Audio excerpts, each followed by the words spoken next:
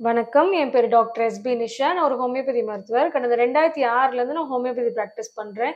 இன்னைக்கு நம்ம என்ன பார்க்க போறோம்னா, நெறைய பேர் வந்து செல்ஃப் மெடிகேட் பண்றோம் இல்லையா? நம்மளே வந்து சில மருந்து வந்து நம்மளே கடையில வாங்கி, இல்லாட்டி நமக்கு தெரிஞ்ச இடத்துல வந்து குடுத்தாங்கன்னா, நம்ம வாங்கி சாப்பிடுறோம். இந்த மாரி நம்ம சாப்பிடலாமா? கூடாதா? அப்படின்ற அவேர்னஸ் வீடியோ தான் இது. இதனால என்னென்ன ப்ராப்ளம்ஸ் வருதோ அப்படின்றதையும் நம்ம பார்க்க போறோம். ஸோ யூசுவலா வந்து செல்ஃப் மெடிகேட் வந்து இப்போ வந்து பண்றது வந்து ரொம்ப காமன் ஆயிடுச்சு. எதனாலனா வந்து நமக்கு வந்து நெறைய நாலேட்ஜ் இரால நம்ம இருக்கோம். எல்லா ப்ராப்ளம்ஸ் எல்லா பத்தின நாலேஜுமே நமக்கு இன்டர்நெட்ல கிடைச்சிருது, கூகுள்ல கிடைச்சிருது எல்லாமே.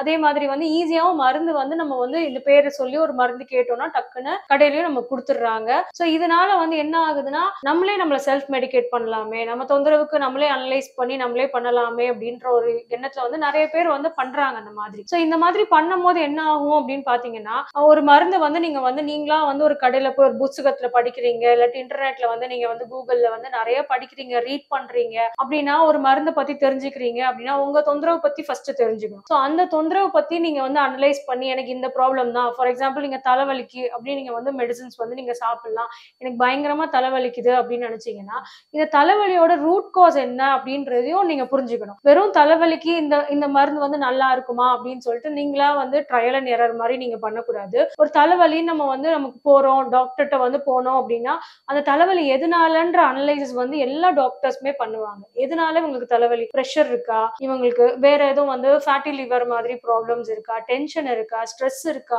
என்ன ரீசன்னால இவங்களுக்கு ஹெட்டேக் இல்லாட்டி பிரெயின் டியூமர்ஸ் இருக்கா? எல்லாமே அனலைஸ் பண்ணுவாங்க. ஸோ ரொம்ப இன்டாலரபிள் பெயினா இருக்குன்னா இது மாதிரி ஸ்கேன்ஸ் கூட சொல்லுவாங்க உங்களுக்கு. அந்த மாதிரி எந்த இதுவுமே பண்ணாம வெறும் தலைவலிக்குது, ஸோ அதனால தலைவலிக்கு இந்த மாத்திரையை நான் போடலாம், ஸோ மெடிக்கல்ஸ்ல போய் நம்ம வாங்கிக்குவோம் அப்படின்ற தாட் வந்து இப்போ எல்லா மக்களுக்குமே இருக்கு.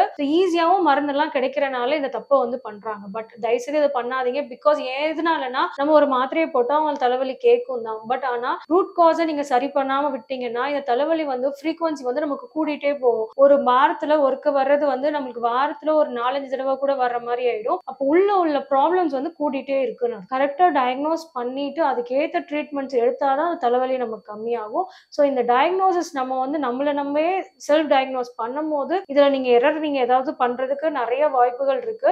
ஸோ எக்ஸ்பர்ட் ஆன டாக்டர்ஸ் கிட்ட போயிட்டு அவங்க மூலியமா நம்ம மாத்திரை வாங்கி சாப்பிடுறதுல எந்த ஒரு தப்புமே கிடையாது. நீங்களா போய் மெடிக்கல்ஸ்ல வாங்கி இந்த மாதிரி செல்ஃப் மெடிகேட் வந்து பண்ணாதீங்க. இன்னொரு ஒரு ப்ராப்ளம் என்ன ஆகும்னா ஓவர் டோசிங் இல்லாட்டி கம்மியா டோசிங். இப்போ வந்து நீங்க கரெக்டா வந்து ஒரு மெடிசனை நீங்க வந்து பாத்துட்டீங்க, இதுதான் எனக்கு உள்ள மெடிசன் நீங்க கண்டுபிடிச்சிட்டீங்கன்னு வச்சுக்கோங்க, உங்களுக்குள்ள சொல்யூஷனை நீங்க கண்டுபிடிச்சிட்டீங்க. பட் ஆனா இதை வந்து என்ன டோசேஜ்னு உங்களுக்கு தெரியாது. ஸோ எந்த அளவு சாப்பிடணும், கம்மியா சாப்பிட்டீங்கன்னா உங்களுக்கு எஃபெக்ட் இருக்காது, ஜாஸ்தியா சாப்பிட்டீங்கன்னா அதோட மெடிசனோட பக்க விளைவுகளுக்கு நமக்கு உள்ளாகும். ஸோ இது என்ன கரெக்ட் டோசேஜ் அப்படின்றது உங்களுக்கு எக்ஸ்பர்ட் ஆன டாக்டர்ஸ்க்கு தான் தெரியும். ஏன்னா ஓவர் த இயர்ஸ் அவங்களோட எக்ஸ்பீரியன்ஸ்னால எது வந்து கரெக்ட் டோசேஜ்ன்றது அவங்களுக்கு தான் வந்து தெரியும். பிளஸ் அவங்க வந்து ரொம்ப வருஷம் படிச்சுட்டும் வந்திருப்பாங்க, எக்ஸ்பீரியன்ஸ் அவங்க இருப்பாங்க, ரொம்ப வருஷம் ப்ராக்டிஸ்லயும் இருக்கிறனால கரெக்டா வந்து அவங்களுக்கு வந்து கைப்பக்குவம் வந்து இருக்கும். பட் இது வந்து நீங்க வந்து ஃபர்ஸ்ட் நீங்க உங்களையே ஒரு எக்ஸ்பெரிமெண்டா எடுத்து நீங்க வந்து இந்த மருந்து வந்து கரெக்டா எனக்கு சூட் ஆகும் அப்படின்றனால நீங்க வந்து அளவு கம்மியா சாப்பிட்டாலும் எஃபெக்ட் இருக்காது, அளவு கூட சாப்பிட்டாலும் டாக்ஸிசிட்டி ஆயிடும். ஸோ இதையுமே நம்ம வந்து கேர்ஃபுல்லா வந்து நம்ம நோட்டீஸ் பண்ணணும். ஸோ நீங்களே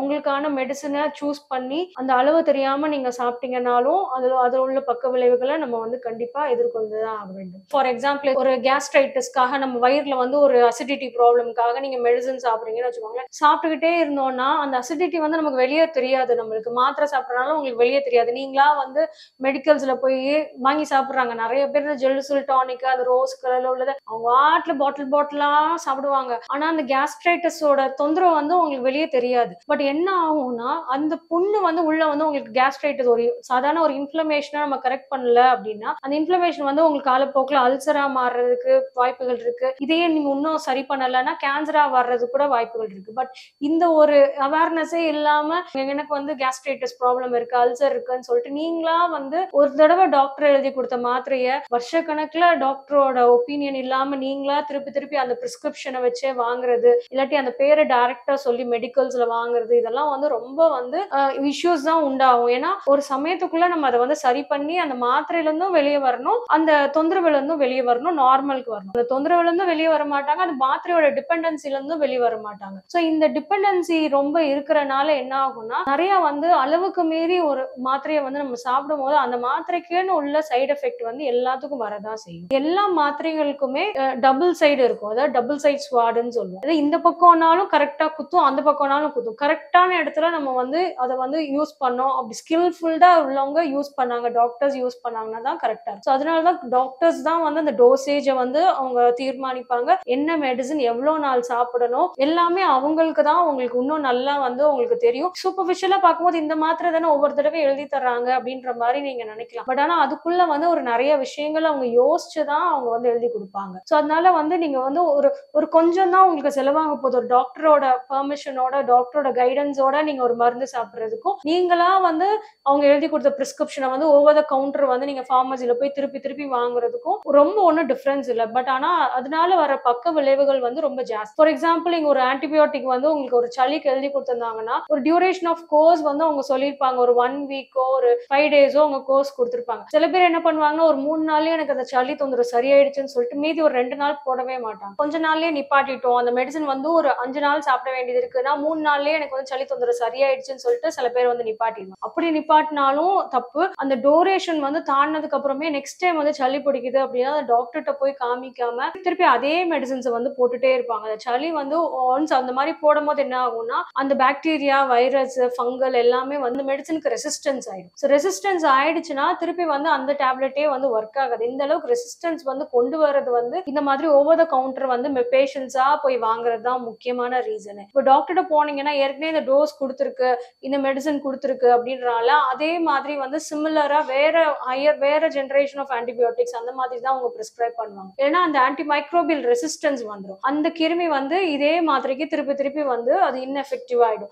இந்த மாதிரி நிறைய காம்ப்ளிகேஷன்ஸ் இருக்கு. இதெல்லாமே தெரியாம வெறும் இந்த மாத்திரை பேரை மட்டும் வச்சுட்டு நிறைய பேர் வந்து அதை வந்து நீங்க வந்து மிஸ்யூஸ் பண்றாங்க. நிறைய பேர் ஈவன் ஹோமியோபதியிலுமே இப்ப நிறைய அந்த மாதிரி வந்துருச்சு. சும்மா கூகுள்ல போடுறாங்க, அது லிஸ்ட் ஆஃப் டேப்லெட்ஸ், மெடிசன்ஸ் என்னென்னு காமிக்குது. அதை வச்சு அவங்களாம் வந்து இதுதான் வந்து மெடிசன்ஸ் போட்டிருக்கு, ஸோ நான் இதை ட்ரை பண்ணி பார்க்க போறேன் அப்படின்னு நினைக்கிறேன். அந்த மெடிசன்ஸை எவ்வளவு நாள் போடணும், என்ன டோசேஜ் போடணும், ஏன்னா டோசேஜ்லாம் உங்களுக்கு தெரியவே தெரியாது. டோசேஜ்லாம் அவங்க கெஸ்ட்ல தான் நம்ம பண்ண முடியும். அவங்களாம் ஓகே இந்த கெஸ்ட்ல இந்த டைம்ல போடலாம்னு நம்ம ட்ரையல் அண்ட் எரர் தான் நீங்க பண்ணுவீங்க. ஒன்ஸ் சில மெடிசன்ஸ்லாம் ரொம்ப டீப் ஆக்டிங் மெடிசன்ஸ்லாம் இருந்தது, நீங்க சென்சிட்டிவ் பேஷண்டா இருக்கிறீங்க அப்படின்னா அதோட சைட் எஃபெக்ட்ஸ் வந்து கண்டிப்பா வந்து ஈவன் ஹோமியோபதியில கூட உங்களுக்கு வரும். ஏன்னா நீங்க டாக்டரோட கைடன்ஸ் இல்லாம நீங்களா செல்ஃப் மெடிகேட் பண்ணீங்கன்னா கண்டிப்பா அதுல நிறைய ரிஸ்க் இருக்கு. ஸோ நீங்களா வந்து உங்க கூகுள் வச்சு நீங்க இந்த மெடிசன்ஸ் அப்படின்னு சொல்லிட்டு நீங்களா நம்ம பண்ணவே கூடாது. சில மெடிசன்ஸ் எல்லாம் பாத்தீங்கன்னா எல்லா இதுலயுமே இது ஜென்ரலா அலோபதி, ஹோமியோபதி, சித்தா எல்லாத்துலயும் ஒரு மெடிசன் கொடுக்கும்போது இன்னொரு மெடிசனை சாப்பிடக்கூடாதுன்னு இருக்கும். சில மெடிசனுக்கு இன்னொரு மெடிசனுக்கு ஒரு இன்ட்ராக்ஷன்லாம் இருக்கும்.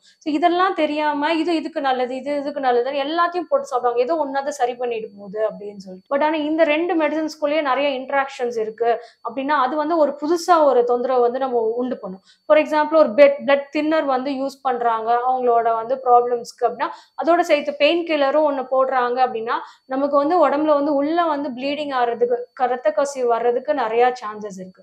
சில மெடிசன் அதே மாதிரி பாத்தீங்கன்னா அலர்ஜி உண்டு பண்ணும். ஏதோ ஒரு மெடிசன் வந்து நமக்கு ஒத்துக்கல அப்படின்னா அதனால அலர்ஜினால ஸ்கின் ரேஷஸோ, நமக்கு வந்து முகம் எல்லாம் வீங்குறதோ, இன்ஃப்ளமேஷன் ஆகுறதோ, அந்த மாதிரிலாம் நிறைய ப்ராப்ளம்ஸ் வந்து உண்டு பண்ணும். ஸோ இந்த மாதிரி ஒரு அலர்ஜி தொந்தரவு வந்து ப்ரொவோக் ஆகிறதுக்கும் நிறைய சான்சஸ் இருக்கு. ஏற்கனவே உங்களுக்கு தெரிஞ்சிருந்தது, நீங்க சாப்பிட்ற மருந்து வந்து எனக்கு இதுக்கு அலர்ஜி இருக்கு அப்படின்னு சொல்லியிருந்தீங்கன்னா தெரியும்னா நீங்க வந்து டாக்டர்கிட்ட இது ஃபர்ஸ்டே ஸ்பெசிஃபை பண்ணலாம். அப்படி இல்ல அப்படின்னா டாக்டர் வந்து நீங்க கொடுக்குற மாத்திரை வந்து உங்களுக்கு லைட்டா ஒரு அலர்ஜி சிம்டம்ஸ் வந்ததுனாலும் நீங்க டக்குன்னு வந்து அதை நோட் பண்ணி வச்சுட்டு திருப்பி டாக்டர்கிட்ட போய் அதை நியூட்ரலைஸ் பண்றதுக்கு, ஆன்டிடோட் பண்றதுக்கான மெடிசன்ஸையும் நீங்க கரெக்டா பார்க்கலாம். ஸோ இந்த மாதிரி செல்ஃப் மெடிகேட் பண்றதுல நிறைய பேர் என்ன பண்றாங்கன்னா அவங்க உடம்பையே அவங்க டெஸ்ட் பண்ணிக்கிறாங்க இந்த மாதிரி செல்ஃப் மெடிகேட் பண்ணி. ஆனா அளவு தெரியாம நீங்களே நிறைய நீங்க பேப்பர்ஸ்ல, நியூஸ் பேப்பர்ஸ்ல, மீடியால எல்லாம், சோசியல் மீடியாலே நிறைய பேர் பார்த்திருப்பீங்க. இது ஒரு நல்ல விஷயம்னு சொல்லிட்டு அதை சாப்பிட்டு அதோட டாக்ஸிசிட்டினால இறந்தே போயிருப்பாங்க. ஸோ இந்த மாதிரி ட்ரையல் அண்ட் எரர் ஒன்றுமே செய்யாத ஒரு மருத்துவ குணம் இருக்குல்ல, நல்லது தானே அப்படின்னு சொல்லி அந்த அளவு தெரியாம சாப்பிட்றனாலையும் நமக்கு டாக்ஸிசிட்டி வந்து இறக்குற ஸ்டேஜ் கூட நிறைய பேர் இருக்கு. இந்த மாதிரி விஷயத்த வந்து நம்ம ரொம்ப கேர்லெஸ்ஸா, டேக் இட் ஃபார் கிராண்டடா செய்யாம கொஞ்சம் தான் வந்து செலவாக போகுது. ஒரு டாக்டர்கிட்ட பார்த்துட்டு நீங்க மெடிசன் வாங்குறதுக்கும் நீங்க வந்து பார்க்காம உங்களோட ஓன் கெஸ், உங்களோட நாலேஜை வச்சு நீங்க வாங்குறதுக்கும் ரொம்ப ஒன்றும் டிஃபரன்ஸ் இருக்காது உங்களுக்கு. ஸோ அதனால இந்த மாதிரி ரிஸ்க் வந்து கண்டிப்பா நம்ம வந்து செல்ஃப் மெடிகேஷன்ல வந்து எடுக்கவே கூடாது. ஸோ இதை வந்து எதுக்கான நீங்க தெரிஞ்சு வச்சுக்கலாம், நாலேஜ் தெரிஞ்சு வச்சுக்கலாம். பட் ஆனா உங்களுக்கு தெரிஞ்ச ஒரு ஃப்ரெண்ட்லியான டாக்டர், உங்களுக்கு தெரிஞ்ச அவங்ககிட்ட ஒரு ஒப்பீனியனாவது நீங்க கண்டிப்பா கேட்டுட்டு நீங்களா கூட நீங்க வந்து செல்ஃப் மெடிகேட் பண்ணுங்க. பட் ஆனா நீங்களா யார்ட்டையுமே அந்த மாதிரி ஒரு எக்ஸ்பர்ட்டா இருக்க ஒரு டாக்டர் கிட்டயோ ரொம்ப வருஷம் அந்த ஃபீல்டுலயே இருக்கவங்க கிட்ட ஒரு சஜஷன் கேட்காம நீங்களா வந்து வந்து சாப்பிடாதீங்க. ஸோ இது ரிலேட்டடா உங்களுக்கு எதுவும் டவுட்ஸ் இருந்ததுன்னா நீங்க கமெண்ட் செக்ஷன்ல கொடுங்க, நான் ரிப்ளை பண்றேன். நன்றி, வணக்கம்.